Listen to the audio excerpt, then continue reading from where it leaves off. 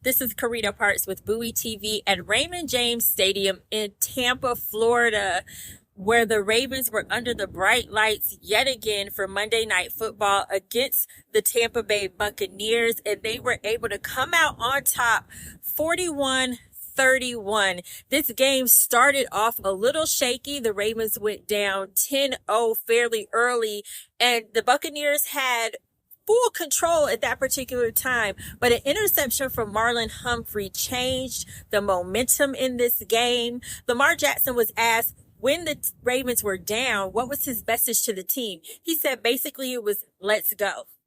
Let's go. We got to score points. To us, like, you see a team just moving the ball and putting points on the board without us scoring.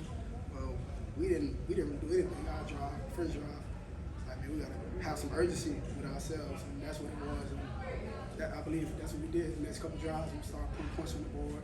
Those guys were still getting after us a little bit, but we came out.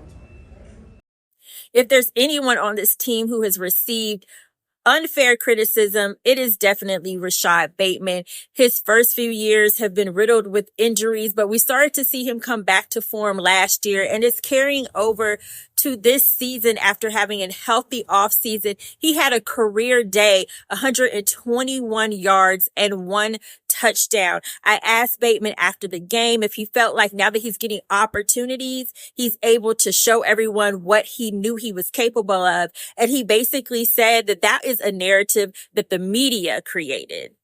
Rashod, you said that you can make the big plays if you get the opportunities. Do you feel like now that you're getting those opportunities, you're showing what you always knew you could do? I mean, I'm not going to speak on it because I didn't speak on it before. That was something that was created about me. I know what I can do. I've shown what I can do. So, I mean, I'm not going to sit here and keep defending myself and just keep going out, playing ball day in and day out. Someone else who received questions on this offense is Mark Andrews. He started off a little bit slow from a receiving perspective, but he was making some key blocks in the first few games of the Ravens season. Last week, he got his first touchdown.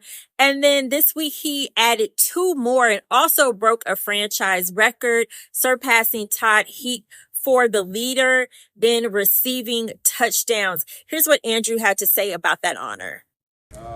Obviously, we're incredibly grateful, and just thinking back, you got to think about getting drafted to this incredible organization with I've been blessed with incredible teammates. Obviously, number 8, and having that connection. But I'm fortunate to have incredible teammates, unselfish guys.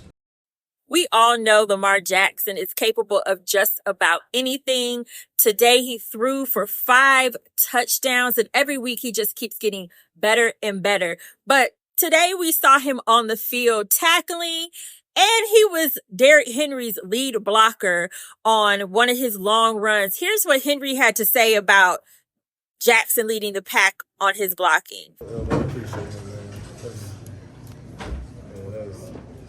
unbelievable. Somebody as a quarterback and his caliber to beat out selfish, to be blocking downfield, a teammate he is, man. And that's the type of guy that can have a hell of a game and don't even know any stats. All he knows is the guys he threw to and guys he scored. Just incredible, man. Like I said in the interview a couple weeks ago, I think he's the GOAT for sure. The final score of this game doesn't really tell the whole story. The Ravens were up 40-18 late in the third quarter, but the Buccaneers were able to make a little bit of a comeback in the fourth quarter. That is not the way the defense wanted to close this out, but quite frankly, the defense struggled a lot in this game. If it wasn't for Marlon Humphrey's 2 interceptions, we don't know how this would have necessarily panned out. Kyle Hamilton talked about the need for them to play better down the stretch.